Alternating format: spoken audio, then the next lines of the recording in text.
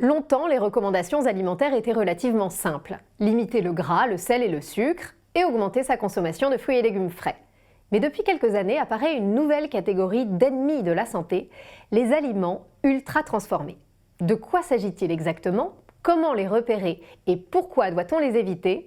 C'est ce que nous allons voir dans cette nouvelle édition de 30 minutes santé, le magazine de l'INSERM, l'Institut national de la santé et de la recherche médicale.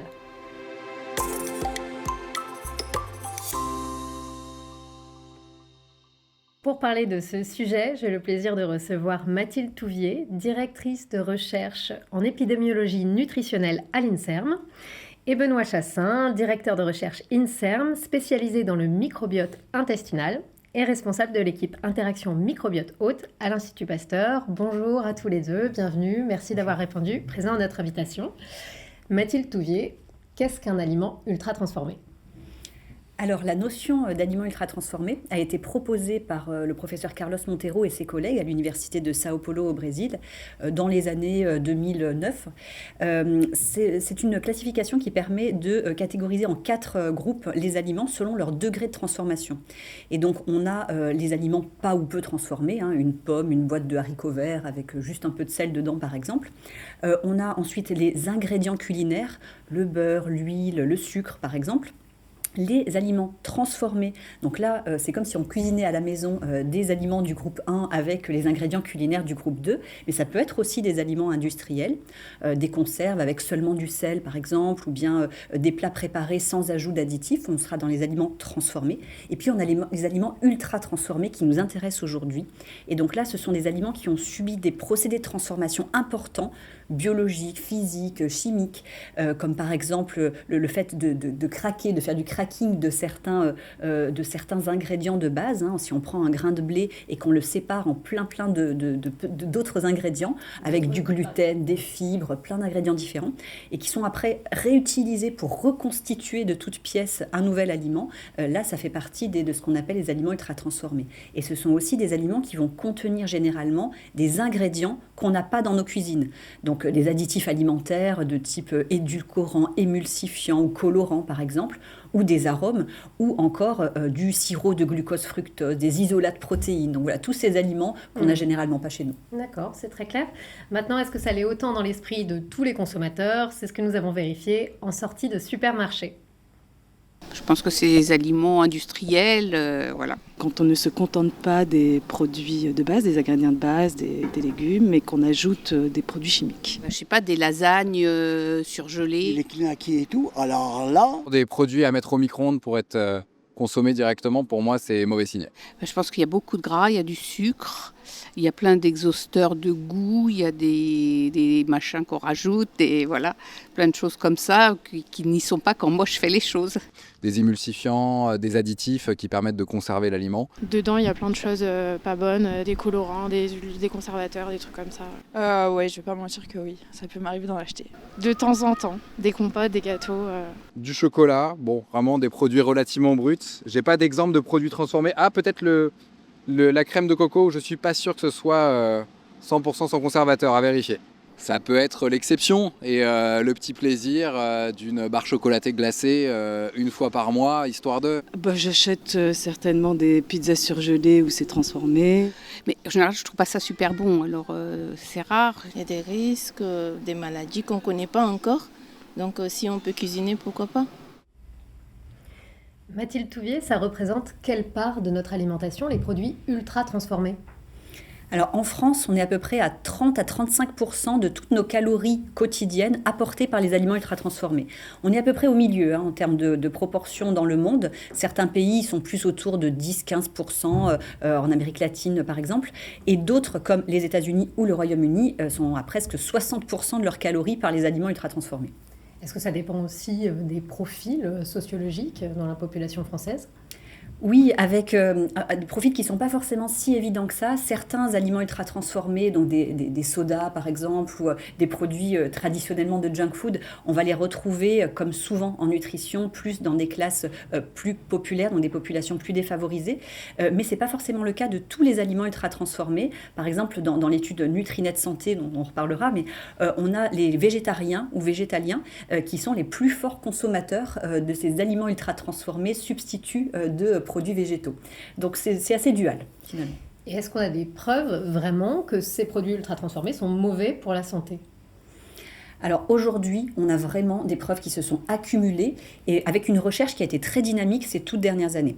Quand on a commencé à s'intéresser à cette question avec la cohorte Nutrinet Santé, donc c'était dans les années 2018, on a publié les premières études, on a mis en place donc cette cohorte qui suit plus de 180 000 personnes en France qui répondent régulièrement à des questionnaires sur leur alimentation et sur leur état de santé. Et on a pu mettre en évidence des liens entre une plus forte part d'aliments ultra transformés dans le régime alimentaire et une incidence plus forte, un risque plus élevé de maladies cardiovasculaires, de cancer ou de diabète de type 2. C'était la première fois qu'on montrait ça. Et depuis, donc vous voyez que c'est très récent, ces 5-6 dernières années, on a maintenant plus d'une centaine d'études qui montrent des résultats cohérents dans le monde, avec les preuves les plus fortes pour tout ce qui est obésité, maladie ou mortalité cardiovasculaire, ou même dépression, par exemple, santé mentale. Il y a aussi des essais à court terme, donc des études d'intervention où certaines personnes ont reçu pendant 2 semaines des aliments ultra transformés, un groupe a reçu des aliments pas ultra transformés, et on compare des marqueurs très précoces de la santé comme des perturbations du métabolisme, la prise de poids ou des marqueurs précoces d'infertilité. Et déjà à ce stade, il y a des modifications qui sont vues. Et puis il y a ensuite des études sur les mécanismes qui aussi apportent des éléments complémentaires pour montrer l'impact causal, de lien de cause à effet entre aliments ultra transformés et santé. D'accord, donc il y a quand même des preuves solides. Est-ce qu'on est sûr pour autant que ça n'est pas simplement lié au fait que souvent ces aliments ultra transformés, ça va être des pizzas, des biscuits, finalement des produits assez déséquilibrés sur le plan nutritionnel. Est-ce qu'on est sûr qu'en mangeant la même chose fait maison, on n'aurait pas les mêmes problèmes ? Alors, c'est vraiment une très bonne question. Initialement, on sait depuis des années maintenant que manger trop gras, trop sucré, trop salé, pas assez de fibres, c'est pas bon. Et donc, on s'était dit, est-ce que c'est seulement ça qui explique leur impact ? Mais en fait, on voit que même dans les études épidémiologiques, Nutrinet Santé ou autres, eh bien, quand on prend en compte les calories, le sucre, le gras que les personnes consomment, eh bien, on a quand même ces associations entre ultra-transformation et santé qui sont visibles. On le voit aussi dans ces essais d'intervention où ils contrôlent les calories dans les 2 groupes qu'ils comparent. Donc, on voit bien qu'il n'y a pas que ça qui explique les effets. Et donc, il y a probablement d'autres choses, des contaminants, des emballages qui viennent des procès de transformation ou des additifs alimentaires. C'est vraiment une piste qu'on creuse à l'heure actuelle. Justement, la piste des additifs, vous l'explorez, Benoît Chassin, en particulier une catégorie, les émulsifiants.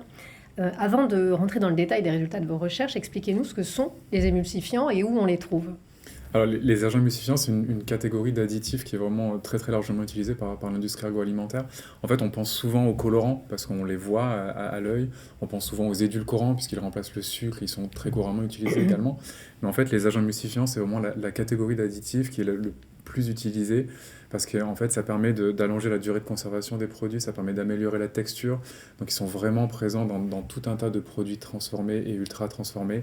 Les crèmes glacées pour le côté onctueux, les crèmes dessert pour le côté aussi onctueux. On voyait le monsieur dans votre micro-trottoir qui parlait de lait de coco et de crème de coco. C'est pareil, il y a énormément de carragénane en général dans les crèmes de coco pour avoir ce côté très onctueux de la crème de coco. Le pain de mie aussi pour garder les petites bulles liées à la fermentation bien homogènes, etc. Si on fait du pain de mie à la maison, on va avoir des petites bulles, des grosses bulles. Si on achète du pain de mie industriel, on va avoir toutes ces bulles qui sont bien homogènes. Ça, en général, c'est grâce aux agents émulsifiants. D'accord, et donc ce sont les carragénanes. Il y en a d'autres Il y en a vraiment beaucoup, les carragénanes, le carboxyméthylcellulose, le polysorbate 80, les lécithines de soja, les mono- et diglycérides d'acide gras. En général, ce sont tous ces agents émulsifiants, ces agents de texture, c'est souvent les E400 quelque chose. D'accord. Et concernant les agents émulsifiants, il y en a 70 à peu près qui sont utilisés en France. Et alors, on a des preuves qu'ils ont des effets délétères sur la santé ? Alors nous, ça fait un peu plus de 10 ans qu'on travaille sur ces liens entre, donc comme le mentionnait Mathilde, d'essayer de vraiment comprendre ces aspects mécanistiques, c'est-à-dire d'essayer de comprendre comment ces aliments transformés et quelle est la raison en fait du lien entre consommation d'aliments ultra transformés et mauvaise santé. Donc on a commencé ces travaux, en fait, il y avait certaines données qui laissaient suggérer, notamment des données épidémiologiques. On voit très bien que l'explosion de la consommation de ces aliments ultra transformés corrèle avec le boom de nombreuses pathologies chroniques, la maladie de Crohn, la rectocolite hémorragique, le diabète de type 2, l'obésité, etc. Donc nous, on a commencé ces travaux, encore une fois, il y a plus de 10 ans au laboratoire, d'essayer de voir s'il n'y avait pas un lien entre l'exposition à ces additifs et la mauvaise santé. Alors on a commencé dans des modèles de souris où clairement on a montré que la consommation de ces additifs pouvait favoriser la colite, favoriser l'inflammation intestinale. Et ceci, c'était en lien avec la perturbation du microbiote intestinal. Alors le microbiote, c'est toutes ces bactéries, virus, champignons qu'il y a dans notre intestin. Et clairement, ces additifs, ils sont censés être inoffensifs, ils sont censés ne pas avoir de toxicité pour nous, pour notre organisme, c'est le cas. Mais par contre, ils sont vus comme des agents vraiment très très toxiques par certaines bactéries de notre microbiote. Ce microbiote devient complètement dérégulé et en réponse va conduire à de l'inflammation intestinale chronique, etc. Donc ça, c'était chez la souris. Et ensuite, on a continué sur les aspects un petit peu plus mécanistiques. Et là, on est en train de mener des essais randomisés cliniques chez l'homme, de manière à tester vraiment le lien de cause à effet entre exposition à ces additifs et notamment la maladie de Crohn. D'accord, donc on se méfie des émulsifiants. Est-ce qu'il y a d'autres additifs, d'autres catégories qui posent question aussi ? Oui, alors nous, on travaille, c'est vrai, principalement sur les agents émulsifiants, les agents de texture. On développe quelques projets sur les édulcorants également. Mais en fait, si on regarde la recherche au niveau international, il y a des équipes en Israël qui ont montré un impact négatif des édulcorants sur la santé intestinale en lien avec des dérégulations métaboliques. Les colorants ont été incriminés aux États-Unis en lien avec la colite, etc. Donc se pose la question en fait de ces effets cocktails. Et en fait, dans notre quotidien, on l'a bien vu dans votre micro-trottoir, on ne va pas être exposé à uniquement une catégorie d'additifs ou un additif parmi cette catégorie. On va vraiment être exposé à cet effet cocktail, à des dizaines d'additifs dans notre quotidien. Et du coup, de plus en plus, on s'intéresse à quel va être l'effet de cette exposition avec un petit peu de colorant, un petit peu d'édulcorant, un petit peu d'agent émulsifiant. Quelle va être la réponse de notre microbiote intestinal et la réponse inflammatoire. Ça, c'est des recherches qu'on est en train de mener. Mathilde Touvier, à travers l'étude Nutrinet dont vous nous parliez, vous étudiez aussi les effets d'autres additifs. Oui, la chance qu'on a, c'est qu'on a collecté depuis 2009 des informations suffisamment précises sur les aliments consommés par les participants qui nous ont permis de quantifier, de mesurer l'exposition à ces un peu plus de 330 additifs autorisés sur le marché.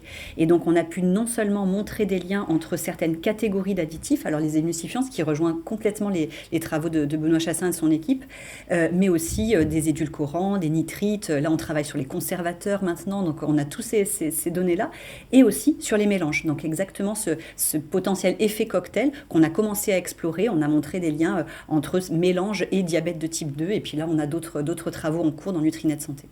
Donc si on récapitule, il y a le déséquilibre nutritionnel qui est fréquent dans les aliments ultra transformés. Il y a la question de certains additifs.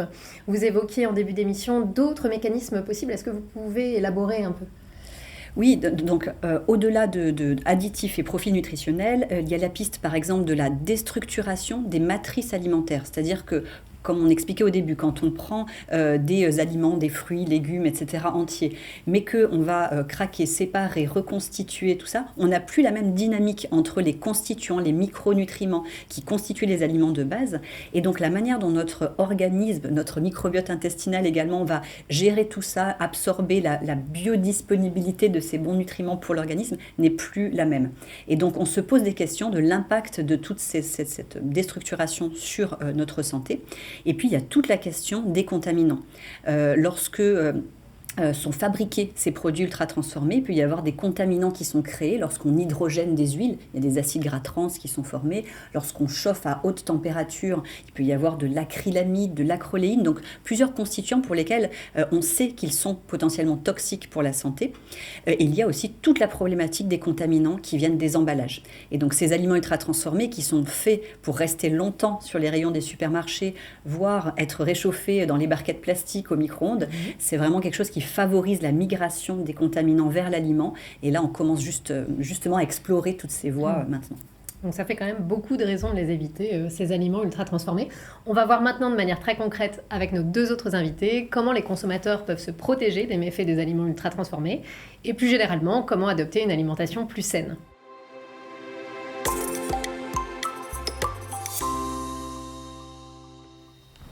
Jean-Michel Aupert, bonjour. Vous êtes médecin et chef du service de nutrition à l'hôpital de la Pitié-Salpêtrière à Paris. Merci d'être avec nous. Et bonjour à vous également, Olivier Andro. Vous êtes chargé de mission alimentation et agriculture au sein de l'association de consommateurs UFC Que Choisir. Olivier Andro, Mathilde Touvier le disait en début d'émission, la part des aliments ultra-transformés dans notre alimentation, c'est environ 1/3 des calories ingérées chaque jour. Mais qu'en est-il de l'offre ? Est-ce que les consommateurs en France ont vraiment la possibilité de manger autre chose ? Alors quand on regarde la base de données qui a été constituée par l'UFC Que Choisir pour nourrir son application gratuite Quel produit et qui permet de connaître en un clin d'œil l'intérêt nutritionnel ou autre des produits, eh bien on se rend compte que la moitié des produits qui sont recensés contiennent au moins un additif. Et près d'un quart contiennent un ou plusieurs additifs qui sont considérés comme problématiques pour la santé par nos experts sur la base de revues bibliographiques scientifiques. Et si on regarde plus précisément ces produits, eh bien, on se rend compte que près des 2/3 d'entre eux sont de Nutri-Score D ou E, soit le plus mauvais score nutritionnel. Donc ça veut dire qu'au global, cette offre alimentaire industrielle, elle pose soit des problèmes nutritionnels, soit des problèmes au regard des additifs utilisés, soit les deux. Mais cela dit, dans les rayons des supermarchés, on n'a pas que des produits ultra transformés, on a aussi des pâtes, du riz, des fruits et légumes frais, des légumineuses, des épices. On peut acheter ces produits bruts et les cuisiner maison. Alors effectivement, maintenant, il ne faut pas négliger non plus la force d'incitation du marketing de l'industrie agroalimentaire pour orienter les choix des consommateurs et notamment les plus jeunes. L'UFC Que Choisir a réalisé une étude sur le type de produits qui sont promus dans les spots publicitaires qui ciblent spécifiquement les enfants et on se rend compte que 88% de ces spots ciblant les enfants sont destinés à des produits qui sont de Nutri-Score D ou E, donc là encore les plus mauvais scores nutritionnels. Autre chose, toujours dans le marketing, cette fois-ci de la grande distribution, une étude qui a été réalisée tout récemment par l'UFC l'année dernière montre que dans 86% des magasins de la grande distribution, eh bien, il y a présence de confiseries aux caisses. Et très souvent, ce sont des confiseries spécifiquement destinées aux enfants. Donc là encore, une incitation à acheter des produits qui n'ont pas d'intérêt nutritionnel et qui peuvent avoir un grand nombre d'additifs. Dernière chose, on pourrait dire c'est la responsabilité des parents, qu'ils regardent au moins le Nutri-Score ou l'analyse nutritionnelle. Sauf que, eh bien, plus de 8 ans après l'adoption officielle du Nutri-Score comme le modèle idéal d'étiquetage nutritionnel, eh bien, on se rend compte qu'il est très peu présent et notamment, il est quasiment absent sur les produits de grandes marques nationales qui ont de mauvais Nutri-Score. Donc du coup, on prive les consommateurs de ce repère. Dernière chose qu'il ne faut pas oublier, c'est que la politique de prix de la grande distribution a pour effet, en margeant beaucoup plus sur les produits bruts, je pense par exemple à la viande fraîche, aux fruits ou aux légumes, eh bien de rendre moins accessible, notamment aux consommateurs qui ont peu de moyens financiers, ces produits qui sont en revanche intéressants du point de vue nutritionnel. Vous citez donc le marketing, l'argent, un certain nombre d'obstacles à l'adoption d'une alimentation saine. On va voir maintenant si les consommateurs font le même constat que vous. D'en acheter, déjà, il faudrait que les produits soient accessibles. Donc déjà, on n'habite pas forcément tous à côté de magasins bio, etc. Ça va être quelque chose que je ne sais pas faire. Ou exceptionnellement parce que je suis pressée et que j'ai rien. Par manque de temps, pas envie de cuisiner le soir, voilà. L'argent aussi, parce que parfois c'est moins cher, on va pas se mentir. Parfois le packaging aussi. Le packaging des trucs ultra transformés, ça donne parfois beaucoup plus envie que les trucs naturels. Quand on prend l'habitude de consommer sain, on a moins cette envie de craquer pour des choses qui sont très transformées. Je pense que c'est une question d'habitude et d'équilibre en fait au quotidien qui font qu'on a moins tendance à se pencher vers ces produits-là. Jean-Michel Aupert, on le voit, ce n'est pas simple de manger sainement. Quelles sont les conséquences en termes de santé publique ? Alors les conséquences, elles sont multiples. Donc ça a été évoqué tout à l'heure, donc les maladies cardiovasculaires, les cancers, le diabète et l'obésité. Donc l'obésité, c'est un peu un exemple typique de conséquences d'une alimentation déséquilibrée, mais on ne peut pas incriminer que la consommation des aliments ultra-transformés dans le développement de l'obésité. Et de la même façon, la consommation des aliments ultra-transformés est associée à de très nombreux problèmes de santé, dont l'obésité. Mais l'obésité, c'est un exemple quand même préoccupant, puisque par exemple, on sait qu'en France, la prévalence de l'obésité a doublé au cours des 25 dernières années. Elle était à peu près de 8% chez les adultes à la fin des années 90, et on sait aujourd'hui qu'elle est plus proche de 18%. Donc ça, c'est un doublement de la fréquence. C'est ce qu'on observe aussi au niveau mondial, où on a une augmentation de l'obésité dans tous les pays du monde, avec un doublement aussi au niveau mondial au cours des 30 dernières années, pour atteindre des chiffres qui sont très impressionnants, puisqu'on considère actuellement qu'il y a à peu près 2,5 milliards de personnes qui sont en excès de poids et presque 1 milliard dans la situation d'obésité. Mais vous le disiez, ce n'est pas seulement de la responsabilité des aliments ultra transformés. Alors quels sont les autres repères à connaître, au-delà donc de limiter sa consommation d'aliments ultra transformés, quels sont les autres repères à connaître pour bien manger, être en bonne santé? Alors les repères en France, ce sont ceux qui sont diffusés en particulier dans le cadre du programme national nutrition santé, le PNNS.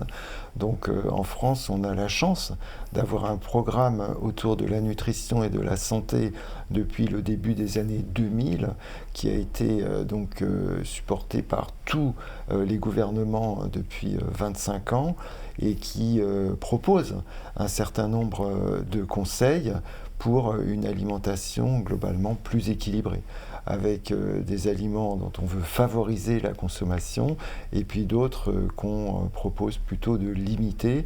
Donc ce qu'on veut favoriser, il faut laisser une large place aux fruits et légumes. On pourrait dire que par exemple les fruits et légumes représentent au moins la moitié de notre assiette, si on regarde l'assiette comme quelque chose qu'on doit remplir et composer. Donc ça, c'est absolument fondamental. Ensuite, bien sûr, on doit avoir des féculents, on doit avoir des céréales, des pâtes, du riz, plutôt sous forme complète. Donc c'est ce qu'on souhaite favoriser actuellement. Et puis, bien sûr, on a aussi besoin d'avoir des protéines. Et donc, ces protéines, on souhaite plutôt favoriser le poisson, par exemple, les viandes maigres, et puis les légumineuses, bien sûr. Donc, on peut composer son assiette dans un sens qui soit assez proche de ce qui est proposé par le PNNS, pour avoir vraiment quelque chose qui soit équilibré, avec un certain nombre d'aliments ou de boissons dont on propose plutôt de limiter la consommation. D'abord les boissons sucrées, c'est vraiment quelque chose de très important, et là on rejoint quand même aussi la problématique de l'obésité et du diabète.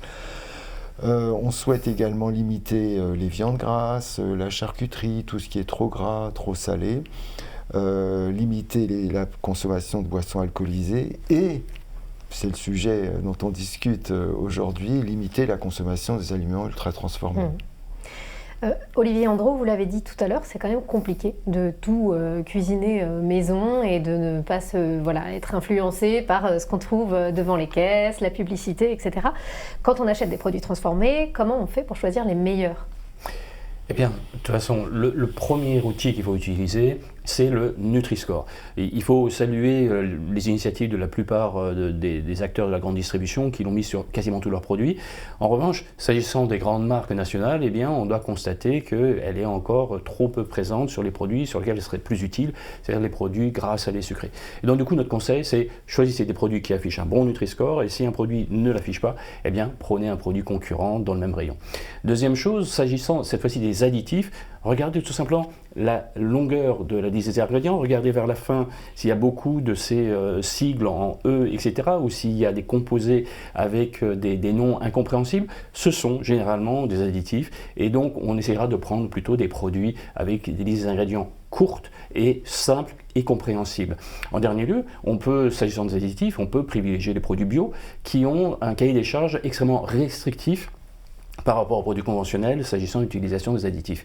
Et puis il y a une dernière chose qui sont les contaminants qui peuvent être apportés par les emballages. On connaît bien sûr le bisphénol A, il y a les phtalates, il y a plein de contaminants qui peuvent migrer, comme on l'a dit tout à l'heure, de l'emballage vers le produit. Et bien là, on peut privilégier des contenants traditionnels tels que par exemple le verre. Bon, donc il y a des solutions au niveau individuel, mais bon, ça fait quand même beaucoup de choses à prendre en compte, ça peut coûter cher aussi quand on s'intéresse, on va aller chercher le label bio, des emballages en verre, des produits de qualité. Est-ce qu'il n'y a pas, selon vous, des mesures politiques qui pourraient être prises pour aider les consommateurs à mieux manger ? La première chose, bien sûr, c'est de rendre le Nutri-Score obligatoire. Plus de 8 ans après son adoption officielle, il n'est toujours pas d'application obligatoire. On a plein de produits qui refusent de l'afficher. Ça n'est pas admissible compte tenu des problèmes de santé qui ont été évoqués par les différents intervenants. Il faut que les pouvoirs publics français et un jour européens prennent un courage politique pour l'imposer. Deuxième chose, les additifs. Il est clair qu'au regard du très grand nombre d'études qui ont été publiées sur leurs dangers potentiels, il faut accélérer les procédures de réexamen des autorisations qui ont été données pour certains de ces additifs il y a déjà très longtemps. En ce qui concerne le marketing, et notamment la publicité à la télévision ou sur les nouveaux médias, tels que par exemple les réseaux sociaux, il faut clairement interdire ces produits alimentaires destinés spécifiquement aux enfants pour des profils nutritionnels défavorables tels que les Nutri-Score D et E. Il y a de très nombreuses recommandations en ce sens de l'OMS, de la Cour des comptes, du ministère de la Santé. Et ce marketing aussi doit être régulé également en ce qui concerne la grande distribution. Il faut interdire, comme l'ont déjà fait nos voisins anglais, interdire la présence de confiseries et de produits défavorables du point de vue nutritionnel au niveau des sorties de caisse, mais aussi sur d'autres formes de marketing, par exemple au niveau des têtes de gondole, des promotions ou encore au niveau des palettes qui peuvent être mises en évidence à l'entrée des magasins. Jean-Michel Aupert, vous partagez ces recommandations ? Oui, bien sûr. Je pense que c'est absolument fondamental de mieux informer les consommateurs. Et le Nutri-Score est un outil extraordinaire pour justement essayer d'orienter les choix des consommateurs. Après, il y a beaucoup d'autres facteurs au-delà de l'information du consommateur qui sont importants à prendre en compte, comme ça a été évoqué, au niveau de la publicité, mais aussi au niveau de la distribution. Et il y a une notion, je pense, qui est vraiment très importante, qui a été évoquée justement dans le micro-trottoir, qui est celle de l'accès. Et donc d'avoir accès à une alimentation favorable à la santé, c'est en fait un concept assez complexe, donc, qui est l'objet de beaucoup d'études, qui comprend non seulement la distance physique au magasin, mais bien sûr ce qui est offert à l'intérieur du magasin, comment sont présentés les différents aliments dans le magasin, avec bien sûr la notion du coût qui est absolument fondamentale, ça a été évoqué. Et puis il y a un autre aspect aussi qui est important, c'est les représentations que peuvent avoir les consommateurs du caractère favorable ou non à la santé, agréable et plaisant aussi, parce qu'on ne s'alimente pas que pour la santé. Et donc cette notion d'accès, je pense, est extrêmement importante. Elle est à la fois objective et aussi subjective, de savoir comment sont perçus les différents aliments et l'offre. Et en parallèle de l'accès à une alimentation favorable à la santé, on doit aussi citer l'accès à une activité physique favorable à la santé. Et donc je pense que ça fait partie d'un grand ensemble pour favoriser l'accès finalement à un mode de vie qui soit sain. Ne pas se contenter de dire il faut faire ceci ou cela, mais rendre ça possible, désirable, facile. Merci Jean-Michel Aupert, merci Olivier Andreau. Retour maintenant en plateau pour la deuxième partie de cette émission.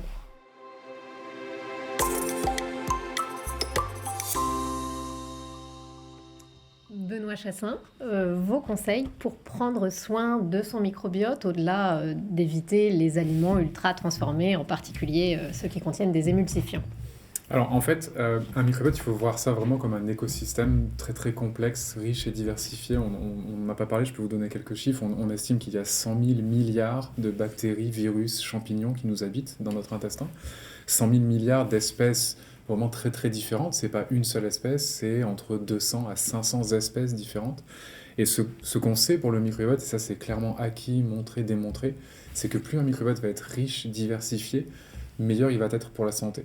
Donc en ce qui concerne l'alimentation, et on sait très bien que l'alimentation, ça va jouer un rôle clé justement sur cette diversité, d'où la nécessité d'avoir une alimentation la plus riche et diversifiée possible en favorisant les légumineuses, les produits non ultra transformés, les fruits, les légumes, les fibres, de manière à justement essayer d'aller nourrir le matin au petit déjeuner tel type de bactéries, à midi tel type de bactéries, etc., pour favoriser cette richesse et cette diversité.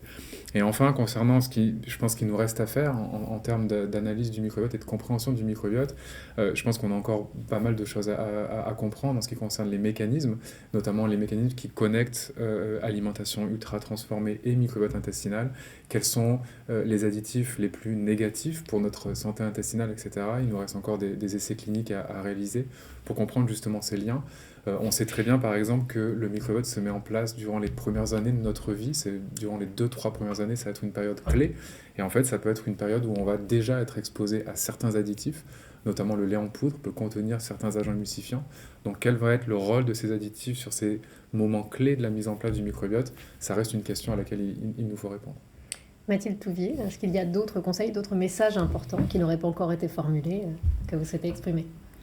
Non, je trouve que c'est très intéressant ici parce qu'on voit bien la recherche en train de se faire, alors à la fois au niveau mécanistique sur le microbiote, au niveau épidémiologique comme dans Nutrinet Santé où il y a énormément de choses encore à comprendre, l'impact de liens de cause à effet des additifs, des contaminants ou plein d'autres sujets sur les pesticides ou sur les rythmes biologiques des prises alimentaires. Donc c'est toute la recherche en train de se faire qui va permettre d'aiguiller les politiques de santé publique, les recommandations de demain du Programme national nutrition santé et de la suite. Et d'ailleurs, j'invite toute personne qui souhaiterait participer à Nutrinet Santé à s'inscrire en ligne. On recherche toujours de nouveaux volontaires, donc études-nutrinet-santé.fr. Et puis, il ne faut pas, par contre, prendre ça comme excuse en disant « bon, on attend qu'ils aient fini leur recherche et puis on agira plus tard ». Il y a déjà, dès maintenant, au niveau politique, des choses à faire pour mieux informer les consommateurs. Alors avec l'étiquetage, on a proposé par exemple un Nutri-Score avec un cadre noir avec marqué ultra transformé pour repérer plus facilement, coupler la dimension nutritionnelle et la dimension ultra transformée. Donc on essaye aussi de pousser ça auprès des politiques. Et puis au niveau, pas seulement mettre toute la pression sur le consommateur et comme ça a été très bien dit, aussi réguler la publicité, le marketing, l'offre pour faire en sorte que les choix les plus favorables à la santé soient les choix les plus évidents au quotidien. Merci Mathilde Touvier. Avant de se quitter, je vous propose à tous les deux un très rapide quiz en 5 questions qui va permettre de récapituler et de préciser un peu les choses. Mathilde Touvier, d'après l'OCALI, qui est l'Observatoire de l'alimentation, à votre avis, quelle part des produits transformés en France contiennent plus de 5 additifs différents, 11%, 26% ou 39%? C'est une très bonne question. D'ailleurs, formidable outil qu'est l'OCALI pour observer l'offre alimentaire. Plus de 5, je sais pas, je dirais la part du milieu que vous avez 26%. Ouais. Oui, c'est toujours la part du milieu. C'est un bon choix stratégique. C'est tout à fait ça, bravo. Un quart, mais c'est quand même assez effarant. Un quart des produits transformés sur le marché en France contiennent au moins 5 additifs. Benoît Chassin, vrai ou faux, un Nutri-Score A ou B garantit une bonne qualité nutritionnelle et un usage raisonné des additifs? Je dirais que c'est vrai. Mathilde, tu vas me corriger. Oui, alors c'est effectivement...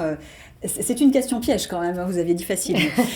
C'est sur la qualité nutritionnelle, le Nutri-Score, c'est vraiment le gras, le sucre, etc. Et ça prend en compte les édulcorants dans les boissons. Par contre, ça n'intègre pas encore, d'où l'idée du Nutri-Score avec le cadre noir, toute la dimension d'ultra-transformation. Mais quand même, c'est très corrélé. C'est-à-dire que la plupart des aliments ultra-transformés, beaucoup vont avoir un Nutri-Score plutôt E, et il y a très peu d'aliments ultra-transformés dans les Nutri-Score A. Donc c'est un oui-non, votre question. À moitié raison. Benoît Chassin, vrai ou faux encore, le label bio garantit une bonne qualité nutritionnelle et un usage moindre d'additifs? Je pense que c'est un petit peu la même réponse, c'est oui et non. Il y a moins d'additifs qui sont utilisés en label bio, mais ça ne veut pas dire qu'il n'y en a pas. Donc on trouve encore beaucoup, bien sûr, de produits bio qui contiennent certains additifs. Donc voilà, c'est une réponse un petit peu intermédiaire, je pense. Et ça ne dit rien de la qualité nutritionnelle. Absolument, parfois, oui, là-dessus, c'était faux, mais effectivement, sur l'usage moindre d'additifs, il y a 59 additifs qui sont autorisés en bio, contre 341 pour les produits non labellisés. Mathilde Touvier, vrai ou faux, tous les produits industriels sont mauvais pour la santé? Non, pas du tout. Celle-là, elle est facile. Au contraire, justement, nous, tout notre challenge, là, c'est de dire qu'on n'est pas du tout contre l'industrie agroalimentaire. On a besoin de l'industrie agroalimentaire pour nourrir la population. Mais on aimerait qu'elle propose une offre de produits, justement, qui peut être donc pas ou peu transformée, facile d'usage. La question du temps a été évoquée dans le micro-trottoir. On a besoin de produits, de fruits et légumes faciles à consommer, voilà. Ou qui peuvent être aussi transformés, mais on n'a pas besoin de produits ultra transformés. Donc on a besoin d'une industrie agroalimentaire qui va dans cette direction et qui met en avant les bénéfices pour la santé publique. Et juste pour rebondir sur ce point-là, reprendre l'exemple du pain de mie, on en a parlé tout à l'heure, je pense pas que le message, c'est pas de dire à chacun de devoir faire son pain de mie à la maison. Enfin, moi, j'en fais de temps en temps, c'est pas si simple que ça, etc. Mais voilà, de se dire, est-ce qu'on a besoin d'un pain de mie ultra transformé qui va être vraiment hyper homogène, qui va pouvoir se garder pendant 3 semaines dans le sachet plastique? Probablement pas, au profit de pain de mie plutôt sans additifs qui va pas forcément avoir ces petites bulles homogènes, etc. C'est possible. C'est possible, bien sûr. Mathilde Touvier, dernière question, vrai ou faux, si c'est fait maison, c'est forcément bon pour la santé? Non, c'est un raccourci. Si vous mangez, par exemple, tous les jours, matin, midi et soir, un gâteau au chocolat avec beaucoup de beurre et de sucre, etc., ce ne sera pas forcément bon pour la santé. Après, le fait de cuisiner maison permet quand même de contrôler, par exemple, la quantité de sucre, de matières grasses, etc., qu'on met. Donc, on n'a pas cette problématique du sucre caché dans les boîtes de conserve de légumes ou ce genre de choses. Donc, ça permet quand même de contrôler ça. Ça permet d'éviter tous ces additifs qu'on n'a pas chez nous dans nos cuisines. Donc, il y a quand même, évidemment, des vertus du fait maison. Donc c'est quand même favorable pour la santé et c'est recommandé par le Programme national nutrition santé, mais voilà, il faut quand même bien choisir les aliments aussi. Très bien, merci à tous les deux. C'est la fin de cette émission, merci de l'avoir suivi, merci à Samia Saya qui en est à l'initiative et à l'INSERM, merci à Nicolas Valentin à la réalisation et merci à toute l'équipe de la Jolie Prod pour la préparation. À bientôt.